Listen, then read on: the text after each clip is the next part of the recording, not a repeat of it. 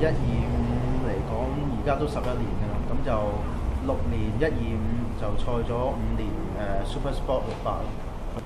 其實都個分別比起以前10幾歲嗰個時間，其實都爭好遠，因為其實即係自己而家其實年紀都開始大咗少少啦，所以即係個心態係冇以前咁放鬆去揸車咯，即係始終都要顧住香港鋪頭揾食，但係自己一直都唔會話放棄賽車咯，尤其是今年澳門咯，因為雖然係冇乜時間去揸呢架1000，但係即係起碼自己嗰個心仲喺個賽車嗰度。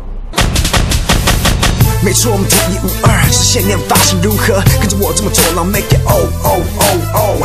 其實都係講嗰句啦，對於我嚟講，即係Yamaha係暫時中國香港最專業嘅車隊咯。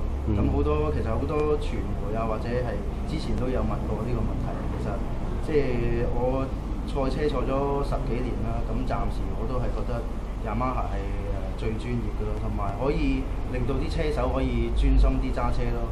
咁同埋基本上，雖然今年用嘅車唔係最新，但係起碼嘅裝備係會唔會話最差咯？